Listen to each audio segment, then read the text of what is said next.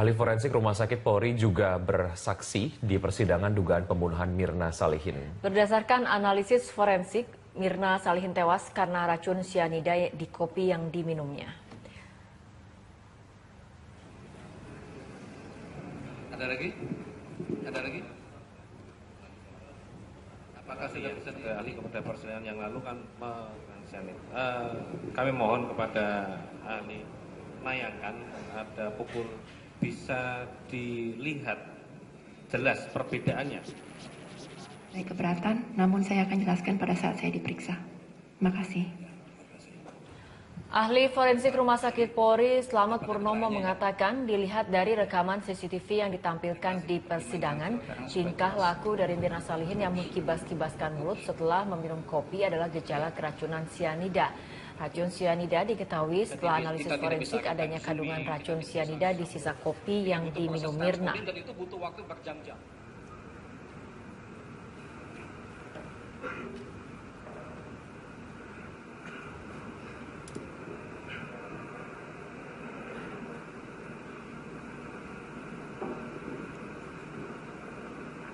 Berdasarkan rekaman CCTV, Jessica terlihat mengambil sesuatu dari dalam tas, kemudian menggeser kopi ke tempat Hani atau Mirna duduk.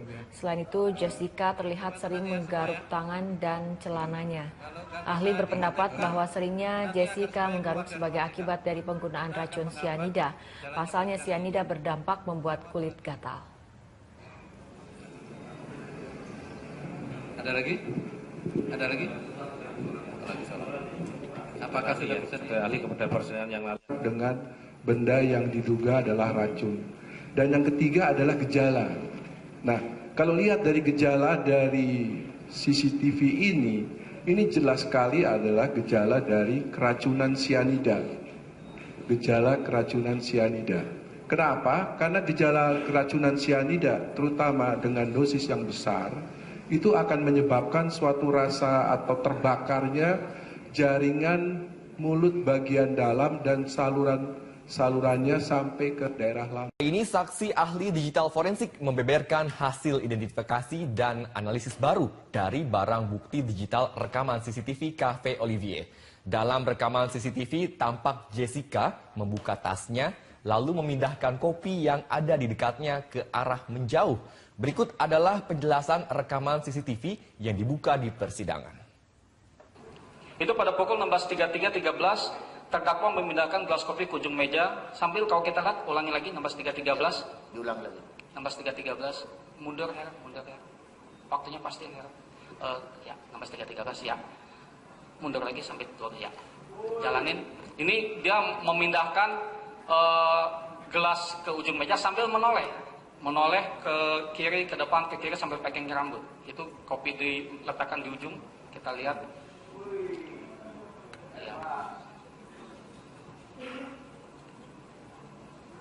Ya, kita lihat gerakan kepala menoleh ke kiri, zoom in, zoom out, jauhin. Nah, itu menoleh sambil jalan terus. Ya, terus menoleh ke kiri, ya, jalan lagi. Menoleh menatap ke depan, terus.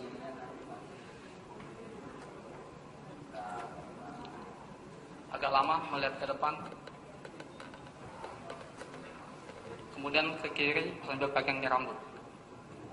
Ya terus maju. Ya itu ke kiri. Ya lagi. Ya. Jadi setelah kegiatan meletakkan gelas ke ujung itu ada gerakan menoleh kembali.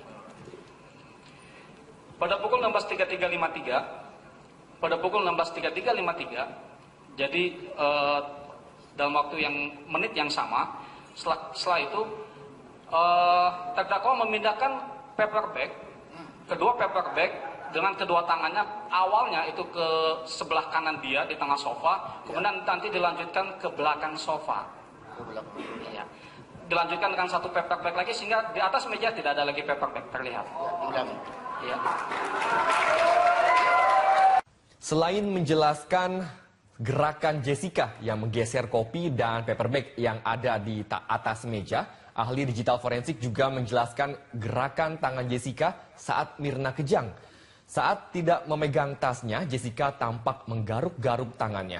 Pada persidangan sebelumnya, saksi ahli toksikologi forensik Bareskrim Polri, Kombes Pol Nur Samran Subandi menyebut efek sianida bila terkena kulit adalah panas dan gatal-gatal. Ketika memegang tas, memang terlihat lagi, kita zoom in, kita perbesar, ya, jalanin, ya. Ada kegiatan ketika sambil memegang tas. Namun itu ada tas. Dan ketika tas diletakkan, ternyata kegiatan itu tidak berhenti, tetap berlanjut. Coba terus jalani ya, terus di zoom out, keluar, ya kecilin ya, jalanin, terus jalanin.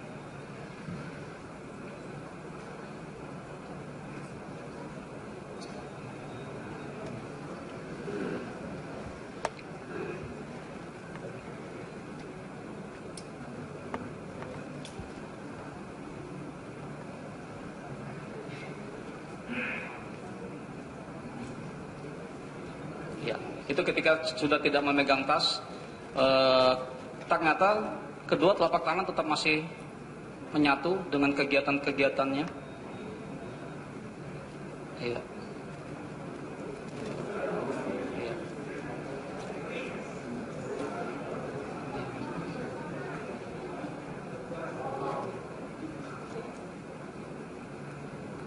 Ya, seperti itu. Oke, seperti itu tadi ya. Ada beberapa gerakan-gerakan seperti menggaruk.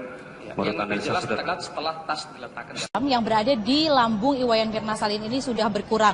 Namun tadi yang dinyatakan lagi oleh kuasa hukum, yang sangat diperhitungkan atau yang sangat ingin digali lagi, kenapa dari pihak jaksa penuntut umum atau bahkan dari pihak ahli forensik ini tidak melakukan otopsi, sehingga tadi dinyatakan jangan hanya memeriksa lambung saja, namun harusnya secara keseluruhan ini tubuh dari jasad Iwayan Mirna Salihin ini bisa diotopsi secara keseluruhan. Dan inilah yang menjadi tanggapan dari pihak kuasa hukum Jessica Kumala Wongso. Namun tentunya jika ternyata benar terbukti bahwa Iwayan Mirna Salihin ini tewas diakibatkan karena racun sianida, namun dari berbagai macam perjalanan persidangan sampai saat ini, baik itu dari rekaman CCTV maupun juga dari keterangan saksi, belum ada bukti otentik yang membuktikan jika Jessica Kumala Wongso yang menaburkan sianida. Dan masih kita akan terus menantikan dari persidangan karena masih akan ada pihak dari Cafe Olivier yang akan melakukan reka adegan ulang kejadian di depan majelis hakim.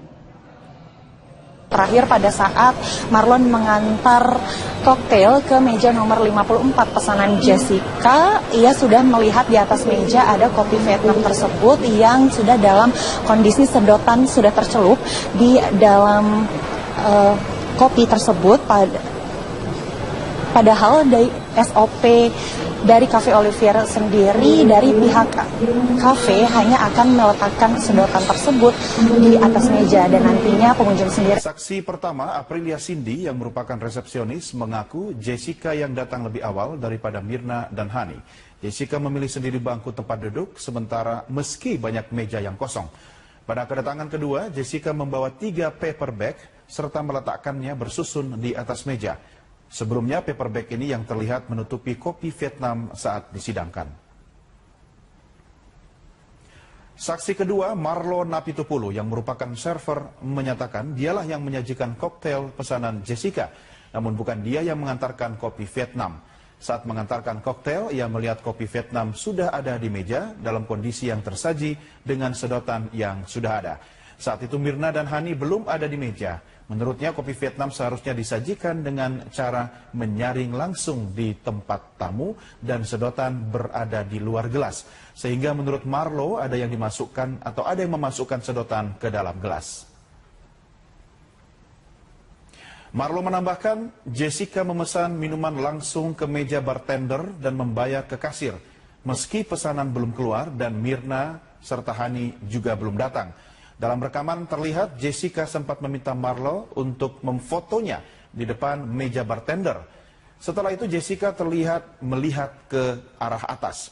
Jaksa menduga saat itu Jessica sedang mencari letak CCTV, sedangkan menurut kuasa hukum Jessica, ia sedang mencari letak kasir.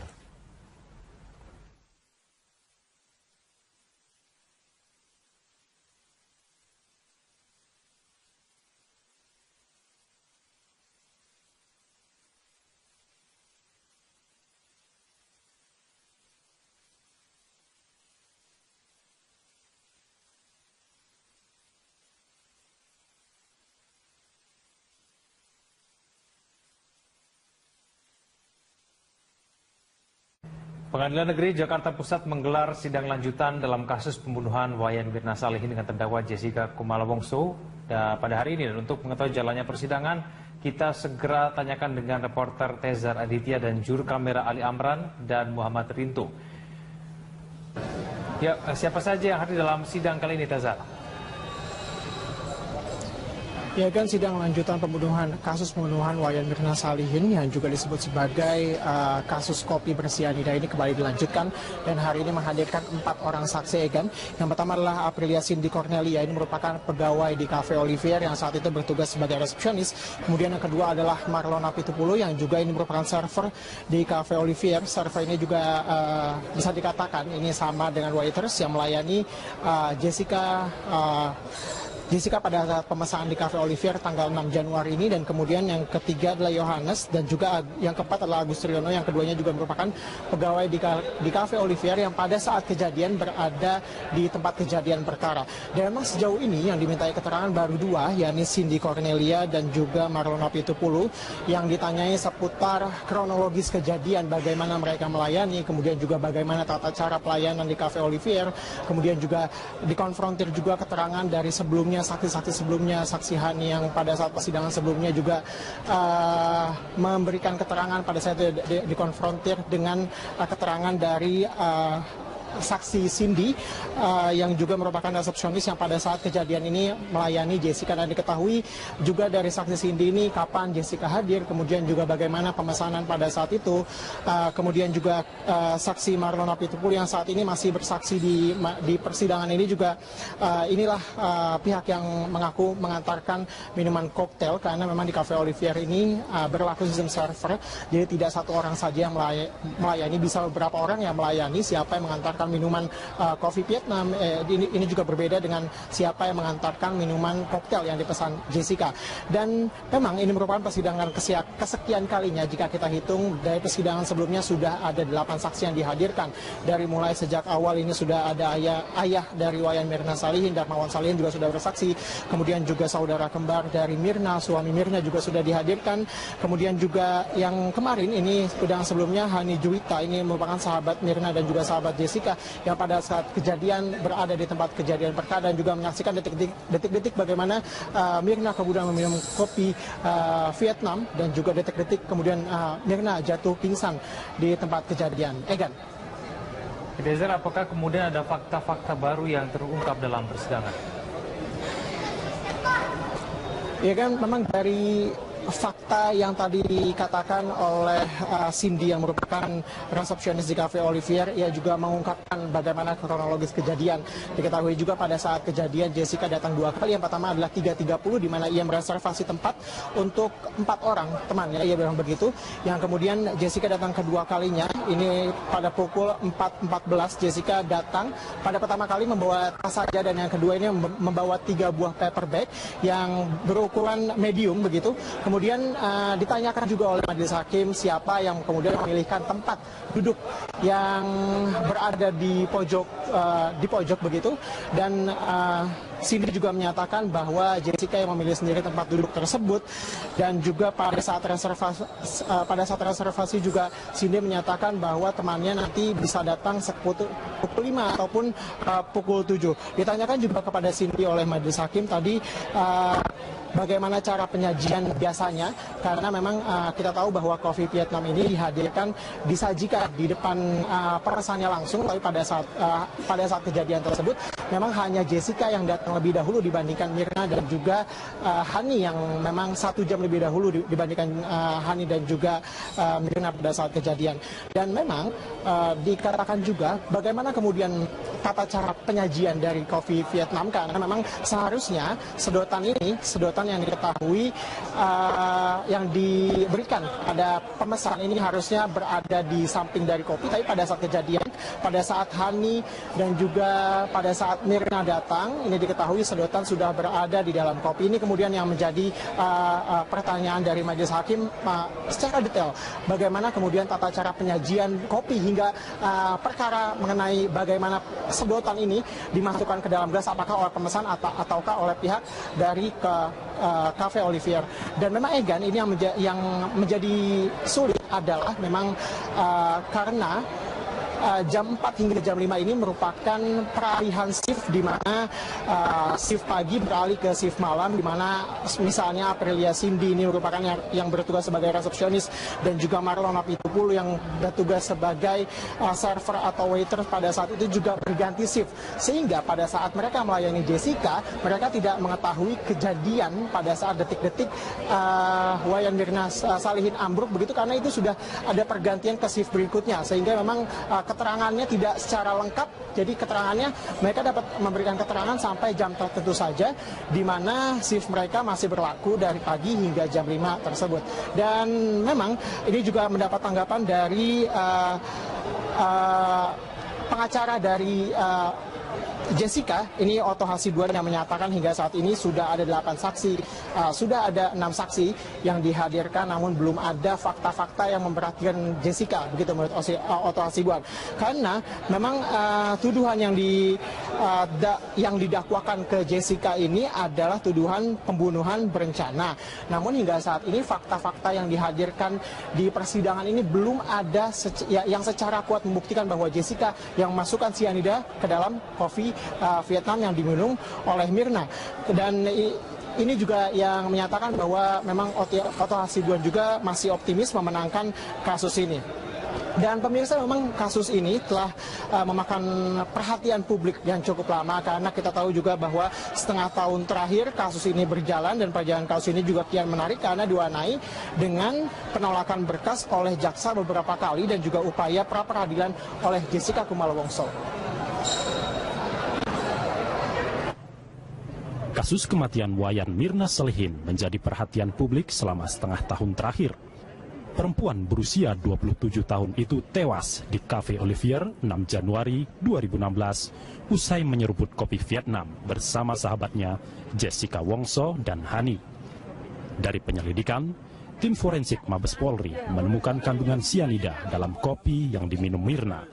Polisi pun kemudian menetapkan sahabat Mirna, Jessica Wongso, sebagai tersangka karena dinilai punya andil atas hilangnya nyawa Mirna. Status tersangka disematkan ke Jessica setelah polisi menemukan bukti permulaan yang cukup berdasarkan kesaksian dari saksi ahli, saksi kunci, serta gelar perkara bersama Kejaksaan Tinggi Jakarta. Meski ada penetapan status tersangka, polisi tidak pernah mengungkap motif kenapa Jessica membunuh Mirna. Seiring waktu, berkas Jessica sempat ditolak jaksa sebanyak 5 kali. Berkas Jessica baru dinyatakan lengkap atau P21 beberapa hari jelang Jessica bebas. Setelah ditahan selama 118 hari pada 26 Mei 2016, Kejaksaan Tinggi Negeri DKI Jakarta menyatakan berkas kasus kopi maut ini lengkap dan siap dilimpahkan ke pengadilan.